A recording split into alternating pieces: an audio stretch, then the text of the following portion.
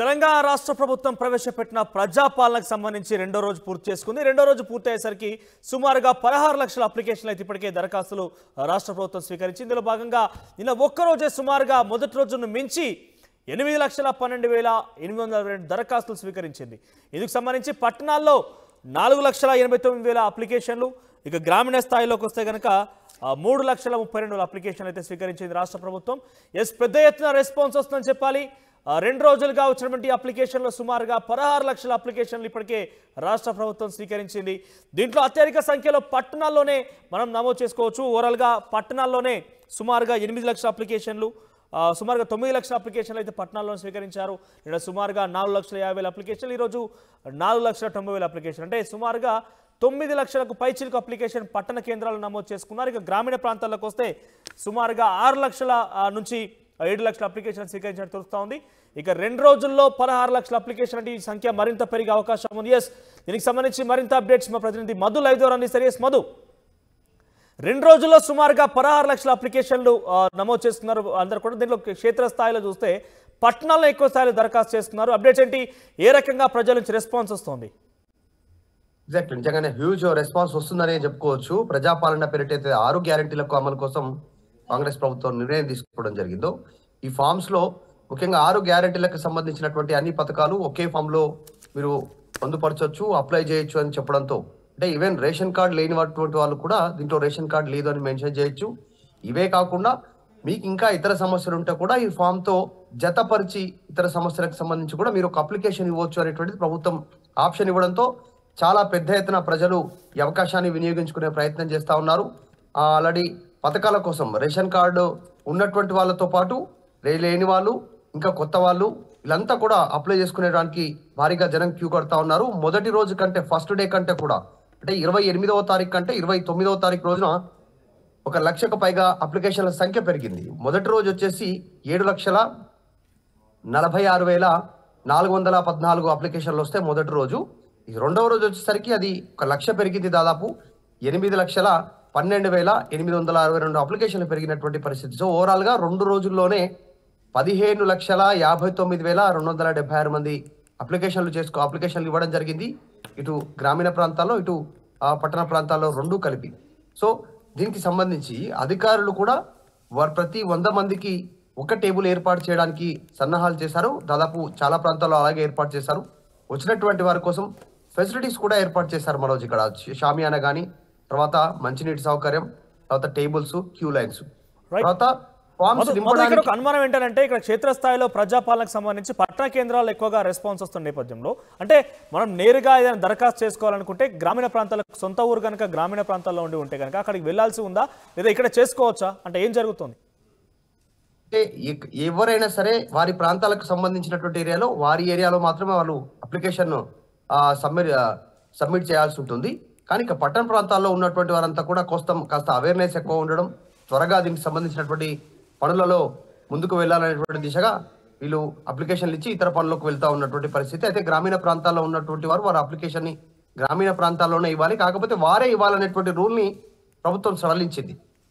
వాళ్ళ ఇంటి కుటుంబ సభ్యులు కానీ, తర్వాత ఇంటి పక్క వాళ్ళు కానీ, తెలిసిన వారు కానీ కూడా వారి ఫామ్స్ నింపి ఇవ్వచ్చు.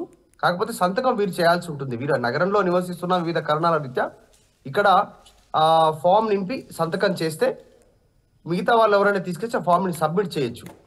దీనికి సంబంధించి ఒక్క సడలింపు ఇవ్వడంతో మిగతా వారు కూడా చాలా పెద్ద ఎత్తున దీనికి సంబంధించినటువంటి అప్లికేషన్లు ఇస్తా ఉన్నారు. నగరంలో కూడా ఇతర పనులకు వెళ్ళేటువంటి వారి కుటుంబ సభ్యులు కానీ, వారి కుమారులు కానీ, తెలిసిన వారు కానీ, పక్కింటి వాళ్ళు కానీ వాళ్ళు ఫామ్ సబ్మిట్ చేస్తూ ఉన్నారు. క్యూ లైన్ లో ఒక్కరు కనిపిస్తా ఉన్నా వారి చేతుల్లో 10ల సంఖ్యలో ఫామ్స్ ఉంటున్నాయి. సో పెద్ద ఎత్తున ఫామ్స్ సబ్మిట్ చేయడానికి ప్రజలు ఆసక్తి చూపిస్తున్నారు. దీనికి రీజన్ ఒకటే, ప్రభుత్వం ఇస్తానన్నటువంటి 6 గ్యారెంటీలు, సంక్షేమ పథకాలు ఏవైతే ఉన్నాయో, అటు 2,500 రూపాయలు మహిళలకు కావచ్చు, 500 రూపాయలకు సిలిండర్ కావచ్చు, రైతు బంధు ఏదైతే ఉందో దాన్ని రైతు భరోసాగా మార్చి 15,000 రూపాయల ఆర్థిక సహాయం కావచ్చు, పెట్టుబడి కావచ్చు, కౌలు రైతులకు, తర్వాత కూలీ రైతులకు, ఇలా వికలాంగులకు, పెన్షన్దారులకు, తర్వాత ఉద్యమకారులకు, వీళ్ళన్నిటినీ పథకాలు అమలు చేస్తుంది. కాబట్టి చాలా పెద్ద ఎత్తున రెస్పాన్స్ వస్తూ ఉంది. సో దానిలో భాగంగానే 15 లక్షల మంది 2 రోజుల్లోనే అప్లై చేసుకోవడం జరిగింది. రైట్, పబ్లిక్ రెస్పాన్స్ ఎట్లా ఉంది? అంటే వాళ్ళకి సంబంధించి దరఖాస్తు ఇస్తున్న తరుణంలో చాలా మందికి అనుమానాలు ఉన్నాయి, అయినప్పటికీ వారు నివృత్తం చేస్తూ అప్లికేషన్ చేస్తున్నారు. సో వాళ్ళకి ఈ పథకాలకు సంబంధించిన అర్హత పొందుతారా లేకపోతే రకరకాల అనుమానాలు అయితే కనిపిస్తున్నాయి. సో పబ్లిక్ రెస్పాన్స్ ఎట్లా ఉంది? అంటే చాలా పెద్ద ఎత్తున దరఖాస్తు ఫారంలు అందుబాటులో లేవనకపోవడం కావచ్చు, లేకుంటే క్షేత్రస్థాయిలో కొన్ని చోట్ల ఇంప్లిమెంటేషన్లో కొంత జాప్యం జరుగుతోంది, లేకుంటే టైం సరిపడుతుంది అంటూ కూడా అనుమానాలు వినిపిస్తున్నాయి. ఎగ్జాక్ట్లీ ఈ అప్లికేషన్ కి సంబంధించి కొంత అపోహలు ఉన్నాయి. అంటే కలర్ జిరాక్సే దానికి సంబంధించినటువంటి కలర్ ఫామే నింపాలి అనేటువంటిది, లేకుంటే జిరాక్స్ సంబంధించిన బయట సెంటర్లో జిరాక్స్ అమ్మడం కావచ్చు, వీటన్నిటిపైన సిఎస్ దృష్టి పెట్టారు. శాంతికుమార్ గారు కలెక్టర్లకు ఆదేశాలు ఇచ్చారు. ఎక్కడ కూడా ఫామ్స్ బయట అమ్మకుండా, అక్రమంగా విక్రయించకుండా ఉచితంగా ఫామ్స్ అందజేయాలి రాష్ట్ర ప్రజలకి అనేటువంటి చాలా స్పష్టమైన ఆదేశాలు ఇచ్చారు. ఎవరు ఎన్ని ఫామ్స్ అడిగినా కూడా అన్ని ఫామ్స్ ఇవ్వాల్సిందే అనేటువంటిది స్పష్టం చేశారు. ఇంట్లో కుటుంబ సభ్యులు ఎంతమంది ఉన్నారో వారు అప్లై చేసుకోవాలనుకుంటే అర్హత పొంది ఉంటే అన్ని ఫామ్స్ ఇవ్వాలనేటువంటిది ఆదేశాలు జారీ చేశారు. దానికి సంబంధించి అనుమానాలు, ఒకవేళ ఫామ్ నింపడంలో ఎలాంటి కాస్త అనుమానాలు ఉన్నా, కన్ఫ్యూజన్ ఉన్నా కూడా ఇబ్బంది గురి కావద్దు. మీరు డీటెయిల్స్తో ఆధార్ కార్డు, తర్వాత రేషన్ కార్డు, మీ ఇంటి వివరాలు, మీ యొక్క ఫోటో, మీ కుటుంబ సభ్యుల వివరాలతో అక్కడికి చేరుకుంటే అక్కడ వాలంటీర్స్ ఉంటారు హెల్ప్ చేయడానికి. వాళ్ళు కూడా ఫామ్ నింపవచ్చు. మీకు అనుమానాలు ఉన్నా కాస్త నివృత్తి చేస్తారు. అక్కడ ఏ డీటెయిల్స్ ఇవ్వాలి, ఎందుకు అలా ఏవి జతపరచాలి అనేటువంటి. సో వీటన్నిటిపైన ప్రభుత్వం దృష్టి పెట్టింది. పెద్ద ఎత్తున ఫామ్స్ తీసుకుంటుంది. వీటిని పరిశీలించడానికి ఇక్కడైతే మున్సిపల్ వార్డులో తీసుకుంటున్నారో నెక్స్ట్ అక్కడే పరిశీలన ఉంటుంది. గ్రామ స్థాయిలో తీసుకుంటున్నారో గ్రామ సభలోనే పరిశీలన ఉండడానికి ప్రభుత్వం నిర్ణయం తీసుకున్నట్టుగా తెలుస్తుంది. ప్రస్తుతానికి మాత్రం 2 రోజుల్లోనే 15 లక్షల అప్లికేషన్లు వస్తే జనవరి 6వ తారీఖు వరకు ఇంకా టైం ఉంది. కాబట్టి పెద్ద ఎత్తున రెస్పాన్స్ వచ్చేటువంటి అవసరం ఉంది. అంటే 1 కోటికి పైగా అప్లికేషన్లు రీచ్ అయ్యే అవకాశం చాలా స్పష్టంగా కనిపిస్తా ఉంది. రైట్, మరోవైపు మధు, పెద్ద ఎత్తున ఒక ఆందోళన ప్రతిపక్షాల నుంచి ఒక అనుమానం ఏంటంటే ఎట్లా ఫిల్టర్ చేస్తారు వీటిని? అంటే ఇప్పటికే సుమారుగా 16 లక్షల అప్లికేషన్లు అంటే ఆన్లైన్ ద్వారా ఇప్పటికి వాళ్ళు నమోదు చేస్తున్నప్పటికీ, అంటే మరొక బీఆర్ఎస్ పార్టీ చేస్తున్న ఆరోపణ ఏంటంటే ఈ రోజుల్లో ఆన్లైన్ అనేది చాలా ప్రత్యేకమైనటువంటి సిచ్యువేషన్లో ఇంకా కూడా ఆఫ్లైన్ దరఖాస్తులు తీసుకోవడం, దాన్ని ఎట్లా ఫిల్టర్ చేస్తారో ఒక అనుమానం కూడా కనిపిస్తోంది. నిజంగానే ఆన్లైన్ అనేటువంటిది డేటా అంతా నిక్షిప్తమై ఉంటుంది. సాధారణంగా ఆన్లైన్ డేటా మీకు ఒక SMS వస్తుందని చెప్పారు, డీటెయిల్స్ వస్తుందని చెప్పారు. ఇప్పుడున్న పరిస్థితుల్లో అట్లాంటి లేదు. ఫామ్లోనే మనం ఇచ్చేటువంటి సబ్మిట్ చేసే ఫామ్లోనే చివరి పేజీలో మనకి ఇచ్చేటువంటి ఒక రిసిప్ట్ ఉంటుంది. అది కట్ చేసుకొని సిగ్నేచర్ పెట్టిస్తున్నారు. అక్కడ స్టాంప్ కానీ డీటెయిల్స్ కానీ ఏం లేదు. మరి ఒకవేళ మన ఫామ్ మిస్ అయినా, ఏదైనా ఇంకా ఇతరత్ర ఫామ్ చినిగిపోయినా, వాళ్ళ దగ్గర ఇంకా ఇతర ప్రాబ్లమ్స్ వచ్చినా కూడా మరి ఆ దరఖాస్తుకు సంబంధించినటువంటి లబ్ధిదారుడు ఎవరైతే ఉన్నారో దరఖాస్తు చేసుకున్నటువంటి ఆయనకు ఇలా న్యాయం చేస్తారనేటువంటిది ఇంతవరకు డీటెయిల్స్ లేదు. ఇంకొకటి ప్రధానంగా ఏంటంటే ఇన్ని లక్షల సంఖ్యలో అప్లికేషన్లు వస్తూ ఉన్నాయి. వాటిని భద్రపరచడం, వాటిని ఫైనల్ చేయడం, అందులో దాన్ని పరిశీలించడం అనేటువంటిది ఎంత సమయం తీసుకుంటుంది ప్రభుత్వం అనేటువంటిది. ఇప్పుడున్న ప్రభుత్వం ఏం చెప్తా ఉందంటే 100 రోజుల్లోనే అమలు చేస్తామంటుంది. గత ప్రభుత్వం ఏమో డిజిటలైజేషన్, ఆల్రెడీ మొబైల్కి SMS వచ్చేది, మీకు పలానా రైతు బంధు పడింది, మీకు పెన్షన్ పడింది, పోస్ట్ ఆఫీస్లో ఉంది, బ్యాంకులో ఉంది అనేటువంటి డీటెయిల్స్ వచ్చేది. ఆల్రెడీ అంత డేటా ఉండగా, ఆన్లైన్ ట్రాన్సాక్షన్ చేసే ఫెసిలిటీస్ ఉండగా మళ్ళీ మాన్యువల్గా ఎందుకు తీసుకుంటున్నారు?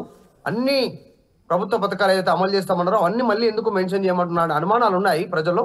కానీ మాన్యువల్గానే తీసుకోవడానికి ఎక్కువగా ఇంట్రెస్ట్ చూపిస్తూ ఉన్నారు. ప్రభుత్వం ఒక నిర్ణయం ముందుకు వెళ్ళాలనుకుంటుంది. గ్రామ సభల్లోనే అర్హులెవరు అనర్హులెవరు తేల్చడానికి సిద్ధమవుతున్నట్టుగా మన దగ్గర ఉన్నటువంటి సమాచారం.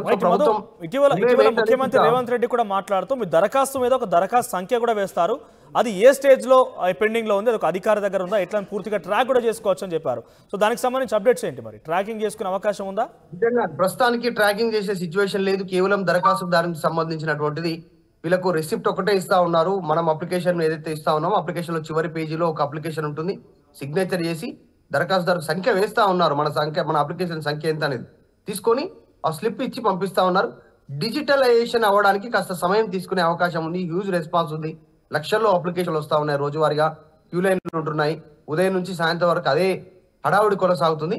సో అవన్నీ డిజిటలైజేషన్ అయిన తర్వాత సంక్షిప్తంగా కంప్యూటర్లో నమోదు చేసిన తర్వాత మేబీ మన మొబైల్ నెంబర్కి, అందులో మెన్షన్ చేసిన మొబైల్ నెంబర్కి మన SMS రూపంలో మన ఇన్ఫర్మేషన్ వచ్చే అవకాశం ఉన్నట్టుగా తెలుస్తుంది. ప్రస్తుతం చాలా ప్రజలు పెద్ద ఎత్తున ఈ అవకాశాన్ని వినియోగించుకోవడానికి ఆసక్తి చూపిస్తా ఉన్నారు రాష్ట్ర వ్యాప్తంగా. Right, thank you for the updates. Overall గా ప్రజాపాలనకు సంబంధించి 2 రోజుల కార్యక్రమంలో భాగంగా సుమారుగా 16 లక్షల అప్లికేషన్ స్వీకరించారు. దీనిలో అత్యధికంగా పట్టణ స్థాయిలోనే అత్యధిక సంఖ్యలో అప్లికేషన్స్ వచ్చాయి. సుమారుగా 9 లక్షల పైచీలకు అప్లికేషన్ అని కూడా పట్టణ స్థాయిలోనే. ఇక గ్రామీణ ప్రాంతాల్లో చూస్తే కనుక నిన్న సుమారుగా 4 లక్షల అప్లికేషన్లు, ఈరోజు 3,50,000 అప్లికేషన్, అంటే ఓవరాల్గా 7 లక్షల అప్లికేషన్లు గ్రామీణ స్థాయిలో వచ్చాయి. సో ఓవరాల్గా ఏ రకంగా ఫిల్టర్ చేస్తుంది ప్రభుత్వం, మరి ఏ రకంగా పథకాల ఇంప్లిమెంటేషన్ చేస్తుందో మాత్రం చూడాల్సి ఉంది.